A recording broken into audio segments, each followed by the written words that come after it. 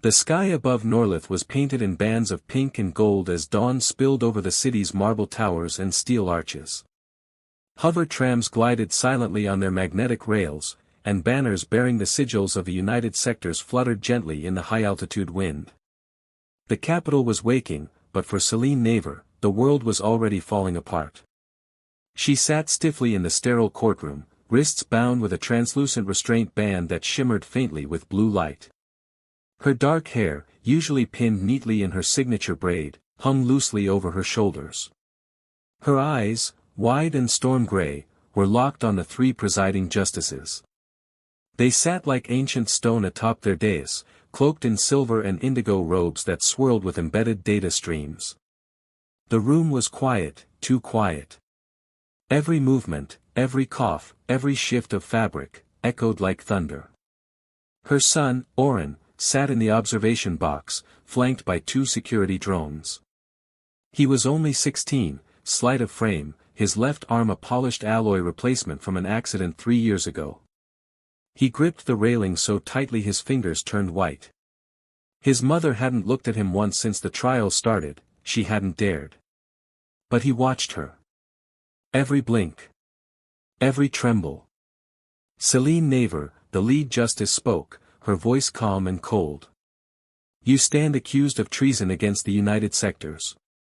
Leaking sensitive diplomatic data to the enemy during the Tembrin peace accords. Celine lifted her chin.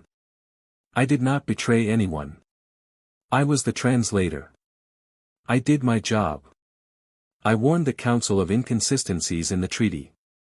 Which you accessed without authorization, snapped Jail, the young prosecutor. His features were handsome but sharp-edged, like a blade that had never dulled. That alone is grounds for disbarment. But more than that, he tapped his hollow tablet, and an image flared in the air beside him, showing Celine's diplomatic console with data transmissions flagged. Those are forgeries, Celine said, voice rising for the first time. JL didn't flinch. Then how do you explain this witness? From the side entrance, a tall man entered. He wore an ambassador's insignia and carried himself with practiced calm. Reuven. A former friend. A colleague. Once, she'd shared books with him. Meals. Late-night philosophical arguments. Now he wouldn't even meet her eyes. I saw Celine speaking in private with an emissary from the Outer Arcs, Reuven said. She gave them a drive. I didn't realize what was happening until later. That's a lie. Oren's voice rang out. One of the drones buzzed a warning, and he fell silent. His heart was hammering so hard he felt dizzy. Lies. All of it. Celine closed her eyes. The trial lasted 2 more hours. Cross-examinations. Technical analysis. Public broadcast across the sectors. At the end of it, the court called for deliberation. Celine was escorted from the courtroom with a silence that crushed her spirit. She didn't resist. Oren followed. Not close, but close enough to see her shoulders sag as the guards pushed her into a transport unit. Back at their modest apartment in the lower sectors, Oren sat at her desk. He couldn't cry. Not yet. Not until he knew. She wouldn't do this. She couldn't. His mother had been a civil servant her entire life. A linguist, a historian, a believer in unity. Why would she sabotage the very alliance she'd worked so hard to build? As he stared at the blank wall across the desk, his prosthetic hand bumped against the edge of a drawer. It clicked open slightly. Inside, among old papers and broken pens, was her personal data pad. He picked it up. It was locked. He placed his organic thumb and the prosthetic on the pad's biometric readers. It blinked red, then green. Access granted. Her files were mostly work notes, meeting transcripts, translations. But in a small hidden folder, buried deep, he found something strange. A string of encrypted text. Titled simply, Omega_lens. Oren's breath caught. It was a message. But one wrapped in layers of encryption beyond anything standard. A security shell with algorithms he didn't recognize. Something she didn't want found. He reached for his old toolkit and connected the pad to his terminal. If he could crack the first layer, he might see what she was hiding, or protecting. Hours passed. The light dimmed outside. Oren didn't eat. He didn't move. His fingers danced over the keys, rewriting lines of code, matching algorithms, probing for weaknesses. This was something she had taught him as a child, just games back then. Cipher wheels. Code breaker puzzles. Now it wasn't a game.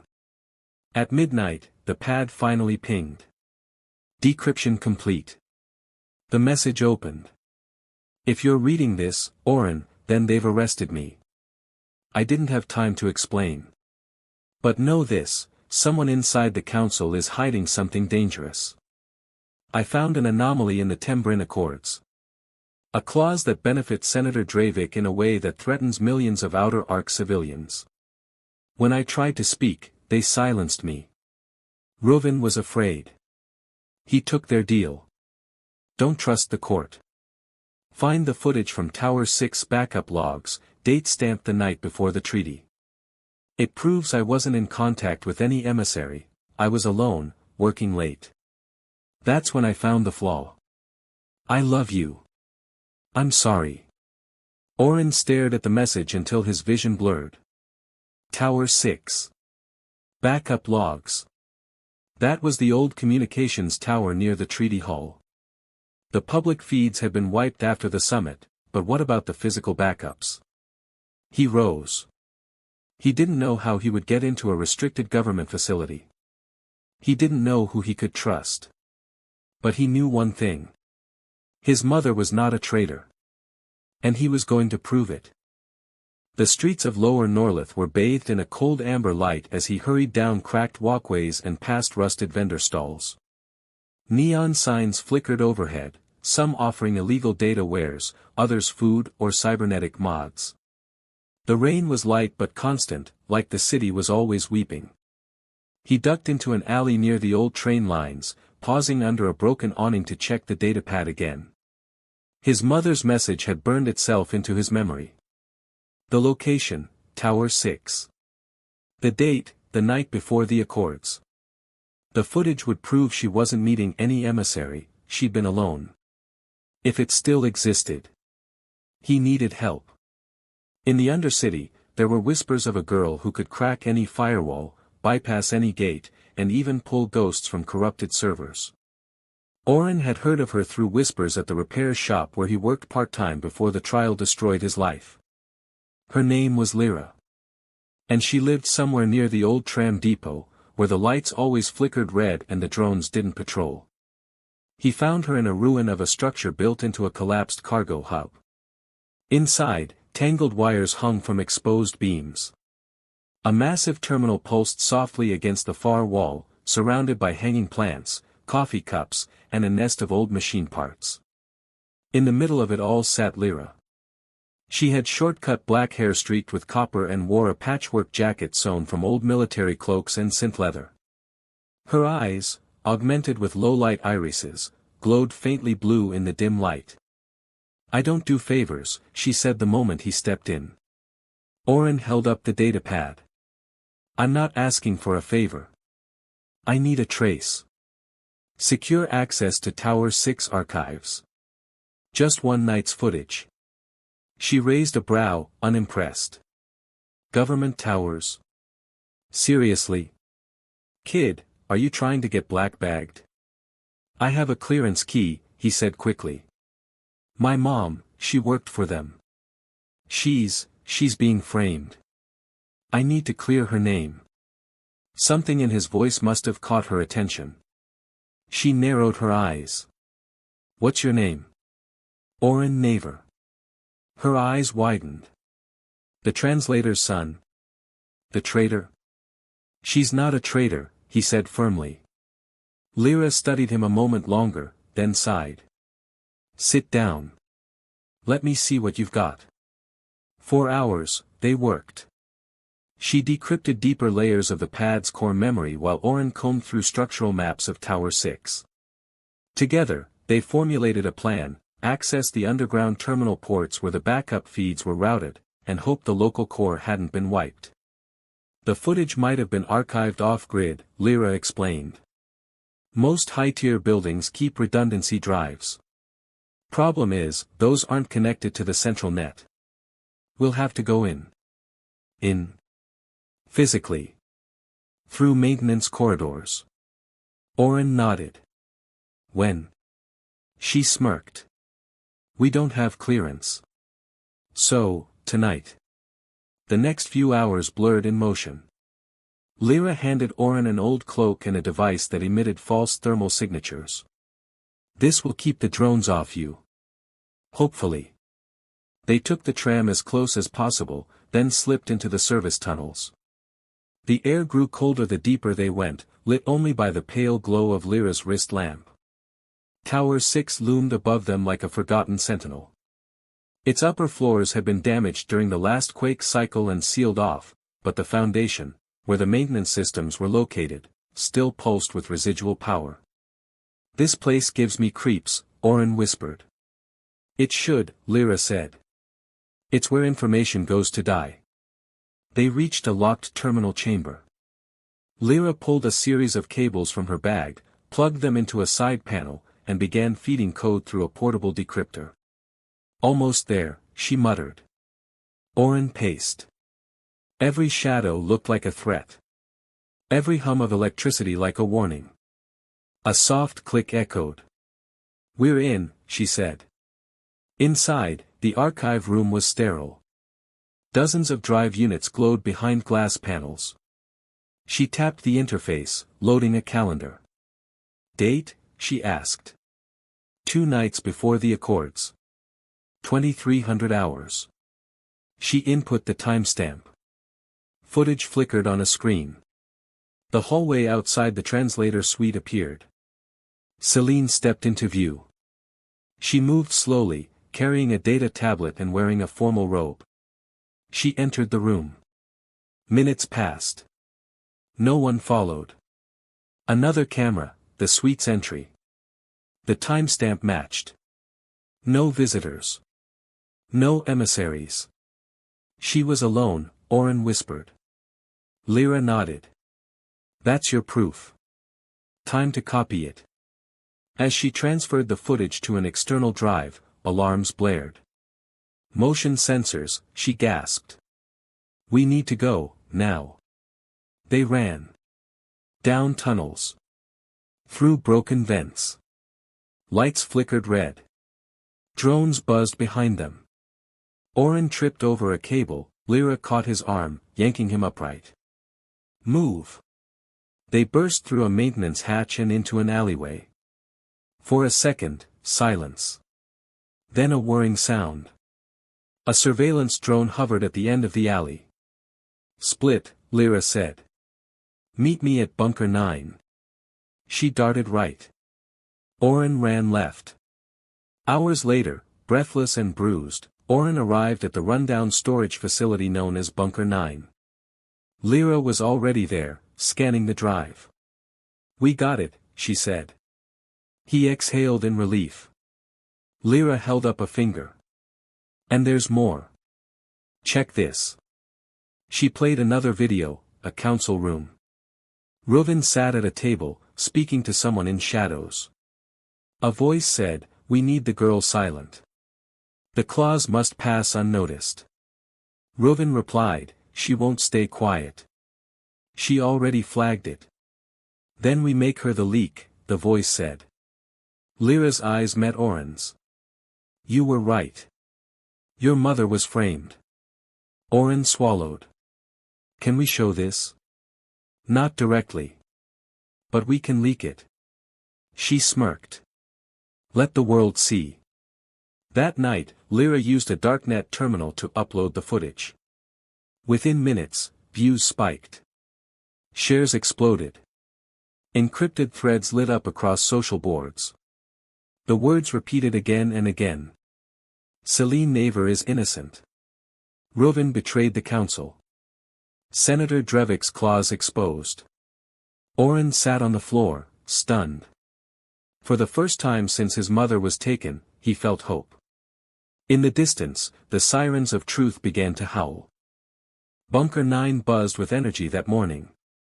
A storm brewed over Norlitha's steel horizon, but inside the small hideout, the air was electric with something new, purpose. Oren leaned over Lyra's shoulder as she reviewed the drive for the 5th time. The evidence of Reuven's betrayal, his voice recorded, his words undeniable, still made Oren's stomach twist. It wasn't just that Reuven had lied. It was that he'd once sat at their table, smiled with his mother, shared stories about peace. He was like family, Oren whispered. Lyra didn't look away from the screen. Yeah, well, sometimes monsters wear dinner smiles. She tapped a few keys, then swiped the footage to a private transceiver. We need someone with influence. Someone who can't be silenced. Oren frowned. Who? She turned to him. Prosecutor Jael. Oren blinked. You mean the guy who's trying to bury my mom for life? Exactly. He's a stickler for protocol. But he also hates being played. She paused. And from what I've heard, Drevick manipulated the entire court. A quiet moment passed. Then let's go wake him up. Getting access to Jael wasn't easy. The judicial spire was under heightened security since the footage leak had ignited protests outside the council chambers. Screens blazed with debates. Talk show hosts speculated endlessly. Hashtags like #FreeCeline and #ClausConspiracy dominated the feeds. Still, Oren had a name. And Lyra had a backdoor. Under cover of darkness, they entered through a side utility shaft that Lyra swore hadn't been updated in a decade. She hotwired the lock, rerouted the hallway sensors, and pulled them up 2 floors through a forgotten maintenance ladder. They reached Jael's office. It was late.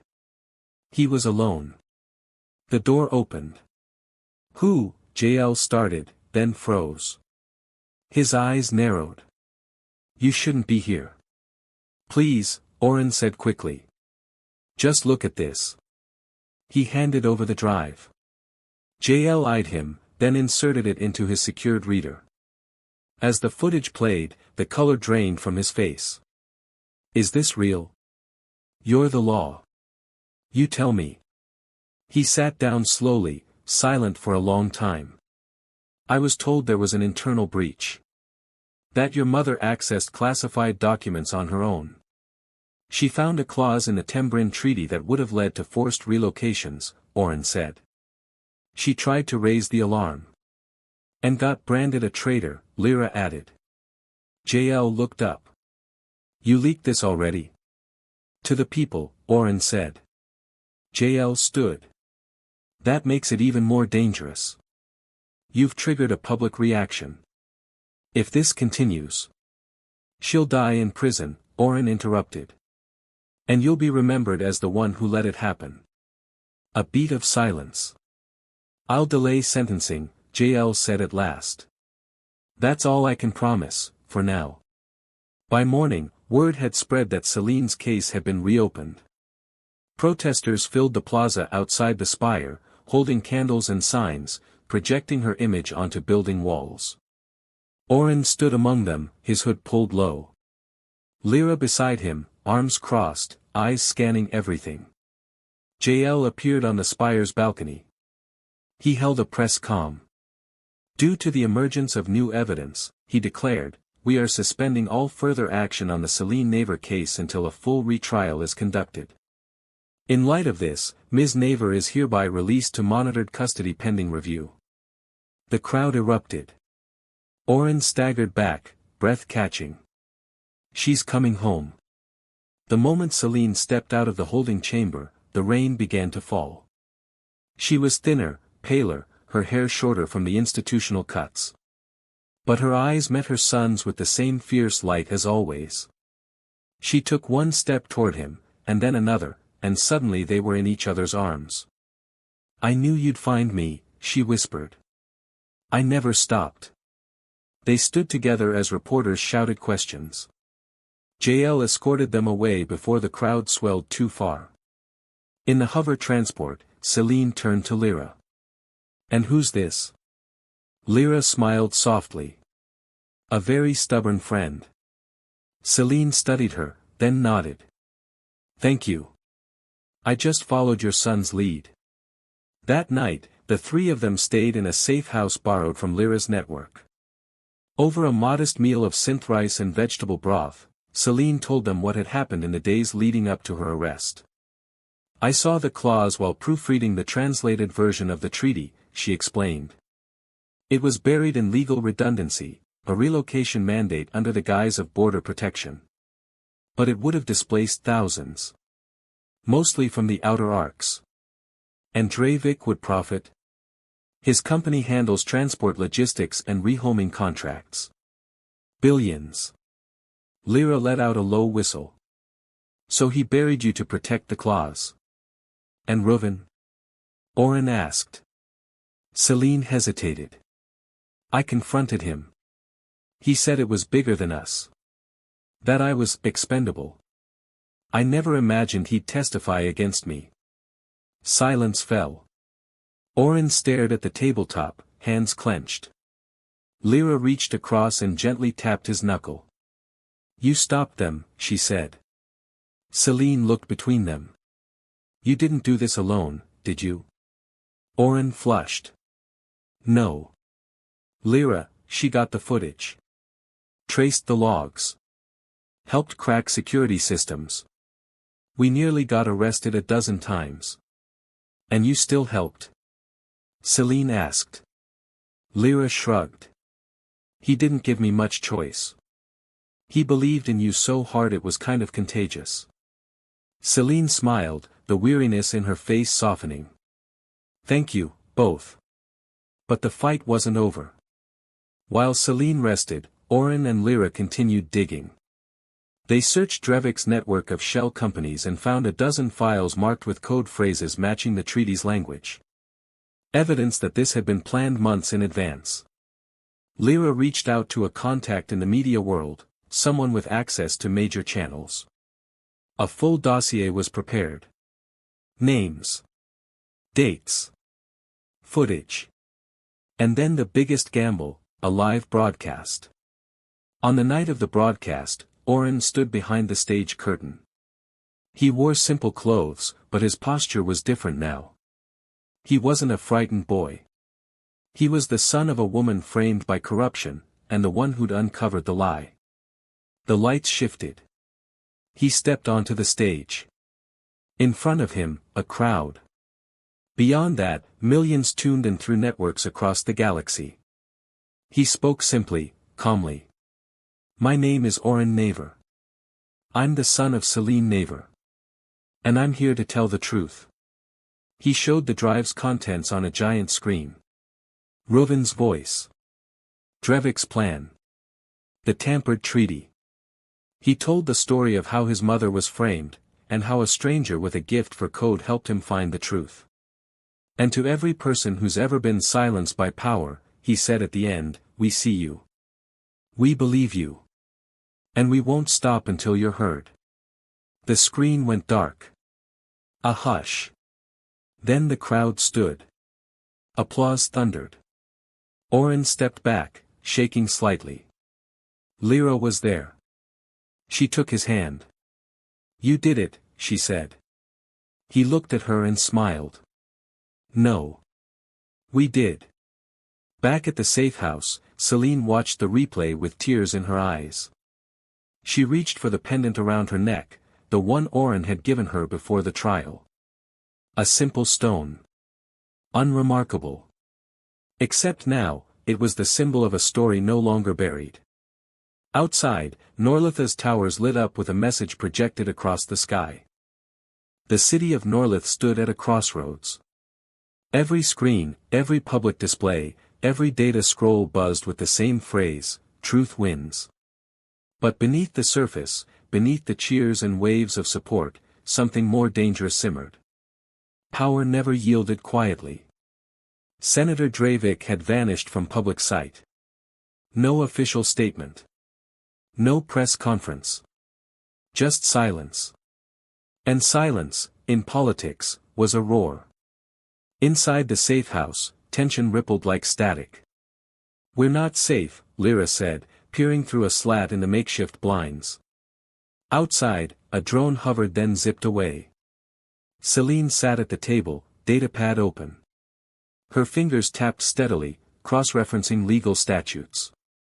There are still officials loyal to him. If he can't discredit us, he'll try to make us disappear.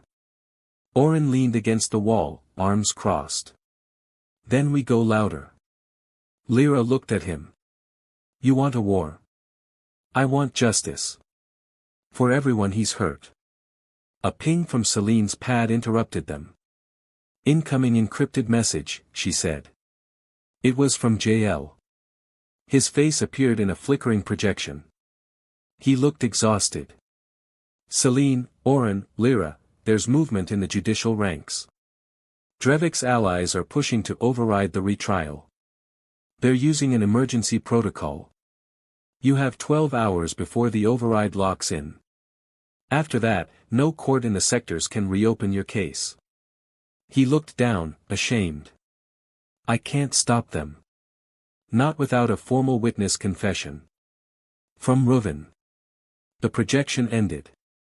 Silence. "Then we get Reuven," Oren said. Tracking Reuven wasn't difficult. Lyra's network of code scroungers and street runners had eyes in every shadowed alley.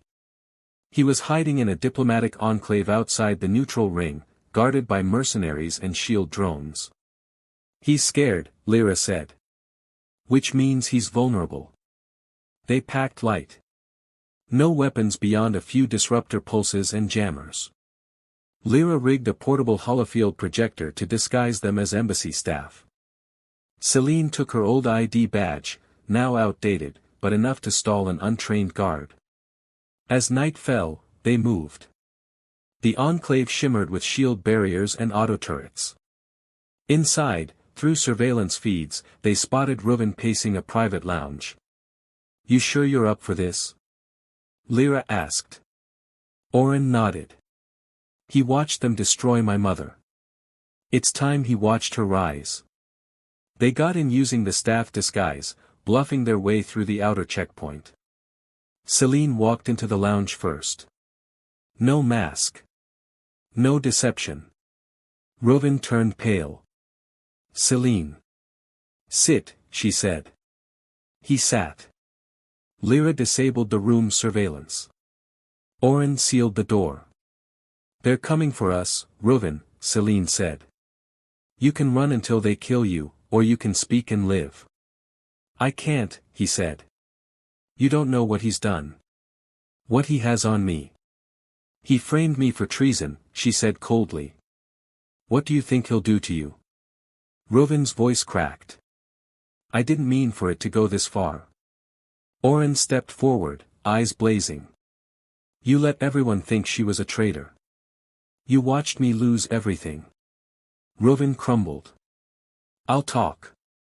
They recorded his full confession, the meetings, the forged data trails, Drevik's orders, the silencing of dissent. The moment it uploaded to the judicial archives, an emergency override was triggered. JL responded immediately, "With this, we force a tribunal." The override collapses. They can't block the retrial anymore. But Dreivik wasn't finished. That night, the safe house was attacked. Explosives rocked the foundation. Celine and Lyra ducked for cover. Oren pulled Celine behind an overturned table as mercenaries stormed in with stun rifles. Lyra triggered a counter-shield from her wrist. It flared for only seconds, but enough to give them cover to escape out the back. They ran through smoke and rubble. They weren't just witnesses anymore. They were symbols. The city burned with whispers of rebellion. By morning, the attacks had made the news. Footage of black-clad soldiers assaulting civilians under the senator's name ignited fury. The people rose. It started with small demonstrations. Then blockades. Then full-scale defiance. Thousands flooded the council square. Celine stood on a hover car, surrounded by protesters. Her voice cut through the chaos. This isn't about me. It's about what we've allowed. Power without truth. Law without justice. That ends today. She raised a fist. The crowd erupted. Inside the council chambers, Dreivik returned. He entered with military guards, demanding the tribunal be shut down. But JL stood firm. You've been exposed, JL said. We won't hide your sins behind a flag. Dreivik sneered. I control the courts. Not anymore, said one of the high judges. The people demand blood, but we offer justice. The doors opened. Celine, Oren, and Lyra entered. The tribunal was held in public. Reuven's confession. Celine's footage. The claws. Dreivik stood silent. His sentence, permanent exile from all United Sector territory. Stripped of all holdings. He was taken from the hall in chains. The crowd outside wept and cheered. That night, Norlith glowed with lights. Celine stood at the balcony of the spire. Oren beside her. Lyra on his other side. You didn't just save me, Celine said softly. You changed everything. Oren smiled. You taught me how. Lyra leaned in. So what now? Celine looked out over the city. Now we build something better. And from the rooftops, thousands of voices rose, not in fear, but in hope. The morning after Dreivik's sentencing dawned clear for the first time in weeks. The usual haze of exhaust and drone dust was swept away by a rare breeze, as if the city itself exhaled. At the base of the judicial spire, flowers had begun appearing. Not in bouquets, Norlith had few gardens, but in data blooms. Holographic petals, light-encoded tributes projected by citizens who couldn't afford to travel but wanted to pay their respects. Each one a message. For Celine Naver, who taught us to speak. For Oren, who refused silence. For Lyra, who broke the walls we feared. Inside the spire, Celine sat in a private chamber, her fingers wrapped around a mug of steam leaf tea. The bruises from the safe house attack had faded, but a deeper weariness lingered in her bones. Across from her, Oren watched the city below. His face was thoughtful, older somehow, like the last few weeks had carved away the softness of youth and revealed something strong underneath. They offered me a position, Celine said. Lead ethics officer. Reforms division. Oren turned. Are you going to take it? She smiled faintly. I don't know. I thought winning would feel like a finish line. But it's just a door. Oren nodded. Then let's walk through it. In another corner of the city, Lyra was back in her old haunt, Bunker 9. But it was different now. The chaos had been cleaned, wires tucked in, lights refitted. The door no longer buzzed with warning. Children sat in a circle, watching as she taught them basic code. When you control information, she said, tapping a glowing screen, you can tear down lies. Or build truth. A soft knock interrupted her. She turned. Oren stood in the doorway, holding a small bag. You missed the official speech, he said. Lyra shrugged. Not my style. Still, he added, stepping inside, the new Information Access Act passed. Full public oversight. Your idea. She grinned. Ours. He held up the bag. Brought you something. Inside was a fresh data crystal and a badge. One with the seal of the new Civic Archive. You're hiring me? She asked. They're asking for tech heads who believe in transparency, he said. And I told them you weren't just a hacker. You're a builder. She studied him a long moment, then stepped forward. Her fingers brushed his briefly. You always believe in people like that. Just the ones who scare me a little. She laughed. Fine. But I still want my own chair. Deal. Weeks passed. The reforms rolled out slowly, but they came. Tribunal laws were rewritten. Witness protections expanded. Treaty clauses now required triple oversight and full citizen review. Celine became the face of accountability, not perfect, not polished, but unshakable. She didn't promise the people a perfect system. She promised a voice. And she kept it. Lyra joined the archives. Not just as a technician, but as a reform advisor. The city's data systems, once riddled with shadows, began to shimmer with light. And Oren? He didn't vanish after the trial. He wrote. He spoke. He visited schools and told children how to ask questions, how to trust their doubts. In time, people stopped calling him the boy who saved his mother. They called him Oren Naver. Just that. Enough. On the anniversary of the uprising, the city held a gathering in the Square of Echoes, a plaza once silenced by fear, now pulsing with music and light. Celine gave a short speech, then stepped back to let others speak. Among them, a small girl stood, silver-skinned, with bright eyes. My mother was from the Outer Arcs, she said. We almost had to leave our home because of that clause. But we stayed. Because someone spoke up. I want to thank the ones who did. She turned to the crowd. Thank you. Oren stood beside Lyra, who was silent for once. You okay? He asked. She nodded slowly. Yeah. Just, listening. He touched her shoulder. She leaned into it. Above them, drones released soft lights into the sky, forming words that faded slowly into the dusk. The truth will always find a voice. Back at home, later that night, Celine sat at her old desk. Her hand moved over a blank page, pen scratching softly. Her memoir had no title yet. But the first line was clear. They tried to take my name. But my son gave it back to me. In the next room, Oren and Lyra laughed softly at something on a shared screen. For the first time in a long time, there were no alarms. No shadows creeping under doors. Just quiet. Just peace. Just home.